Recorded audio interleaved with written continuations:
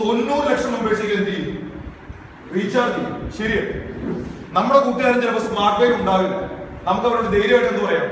Mobile recharge ചെയ്യുമ്പോൾ പുതിയൊരു application ഉണ്ട്, സ്മാർട്ട് വേ വാലറ്റ് ചെയ്തോളാം. അവൻ സ്മാർട്ട് വേ വാലറ്റിൽ നിന്ന് റീചാർജ് ചെയ്യുമ്പോൾ നമ്മൾ ചിരിക്കുകയാണ്. കാരണം എന്താ? അതിന്റെ ലാഭം നമ്മളെ തോന്നുന്നു.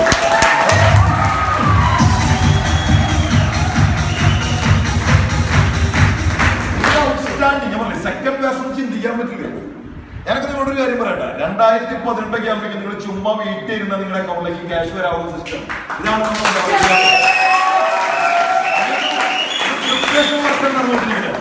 Very simple. നമ്മുടെ മൂന്നാമത്തെ ആപ്ലിക്കേഷന്റെ വർക്കുകൾ നമ്മൾ ഓൾറെഡി സ്റ്റാർട്ട് ചെയ്ത് കഴിഞ്ഞു. തേർഡ് ആപ്ലിക്കേഷൻ അത് മിക്കവാറും 2018 സ്റ്റാർട്ടിംഗ് കൂടി ഉണ്ടാവും. അതാണ് ശരിക്കും മിറാക്കിൾ. അതിന്റെ വെയിറ്റിംഗിലാണ്. കാരണം ഞാൻ പലപ്പോഴും ഒരു മീറ്റിംഗിൽ പറയുന്നതാണ്, ആമസോണിന്റെ പുതിയ ആപ്ലിക്കേഷൻ ബാംഗ്ലൂരിലൊക്കെ സ്റ്റാർട്ട് ചെയ്തതുകൊണ്ട് Amazon.com FMCG പ്രൊഡക്റ്റുകൾ, അരി, മുളക്, പഞ്ചസാര തുടങ്ങിയ പ്രൊഡക്റ്റുകൾ ബാംഗ്ലൂരിലെ വ്യക്തികൾക്ക് ഇവിടെ വാങ്ങാം, ആമസോണിലൂടെ വാങ്ങാം.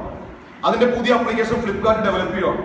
അവർ കേരളത്തിൽ 500 മുതൽ 1000 സൂപ്പർ മാർക്കറ്റുമായി ടൈപ്പ് ചെയ്തുകൊണ്ട് 2018 ഫ്ലിപ്കാർട്ടോടെ ലോഞ്ച് ചെയ്യുകയാണ്. കേരളത്തിൽ ലോഞ്ച് ചെയ്യുകയാണ്. സിസ്റ്റം വളരെ സിമ്പിളാണ്.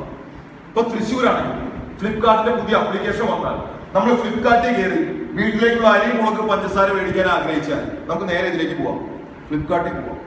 ഗ്രോസറി അടിക്കാം. അടിച്ചു കഴിഞ്ഞാൽ സൂപ്പർ മാർക്കറ്റുകൾ നെയ്യും. ഇപ്പൊ തൃശ്ശൂരുള്ള സൂപ്പർ മാർക്കറ്റാണ് എലൈറ്റ് സൂപ്പർ മാർക്കറ്റ്. നമ്മുടെ വീടിന്റെ അവിടെ